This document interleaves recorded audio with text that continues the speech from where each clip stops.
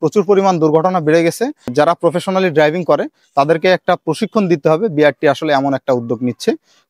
আসসালামু আলাইকুম, আশা করছি আপনারা সকলে ভালো আছেন। দীর্ঘ বিরতির পরে নতুন একটি ভিডিও নিয়ে আসলাম আপনাদের সাথে।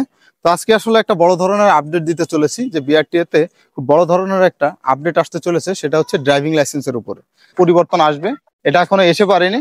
এটা সম্ভাব্য একটা চিন্তা ভাবনা করা হয়েছে যে এই পরিবর্তনগুলো এসব খাতে আনা দরকার। তো মূলত কি কি ধরনের পরিবর্তন থাকছে? নেক্সট টাইম আপনাকে ড্রাইভিং লাইসেন্স পেতে হলে প্রায় 60 ঘন্টার মতো একটা এক্সাম দিতে হবে। সেটা হচ্ছে প্র্যাকটিক্যাল টেস্ট আর কি, যেটা আসলে আমরা সাধারণত গাড়ি চালায় থাকি। তো আসলে 60 ঘন্টা টানা যে গাড়ি চালাবেন বিষয়টা এমন না। আপনাকে 60 ঘন্টার মতো মানে প্রায় 3 থেকে 4 দিন আর কি, 3 দিনের মতো সময় নিয়ে আপনাকে একটা জায়গায় রাখা হবে। সেখান থেকে আপনাকে বেশ কিছু টিপস দেওয়া হবে এবং বিভিন্নভাবে আপনাকে গাড়ি চালিয়ে দেখাতে হবে যে এইভাবে আপনি এই পরীক্ষাগুলোতে উত্তীর্ণ হয়ে আসলে দেন আপনি ড্রাইভিং লাইসেন্সটা পাবেন। তো আসলে এই ধরনের কি কি আপনার জন্য আসতে পারে সেই ধরনের ডিটেলসে আলোচনা করা যাবে আজকের ভিডিওতে। যে আসলে সম্পূর্ণ পরিবর্তন আসছে মূলত পেশাদার লাইসেন্সের উপরে। অপেশাদার লাইসেন্সের উপরে এই ধরনের পরিবর্তনগুলো না আসার সম্ভাবনাই বেশি। মূলত রাস্তায় আসলে প্রচুর পরিমাণ দুর্ঘটনা বেড়ে গেছে, যার কারণে আসলে ড্রাইভারকে মানে যারা প্রফেশনালি ড্রাইভিং করে তাদেরকে একটা প্রশিক্ষণ দিতে হবে। বিআরটি আসলে এমন একটা উদ্যোগ নিচ্ছে। তো আসলে এই প্রশিক্ষণটা থাকবে হচ্ছে 60 ঘন্টার মতো, ঠিক আছে?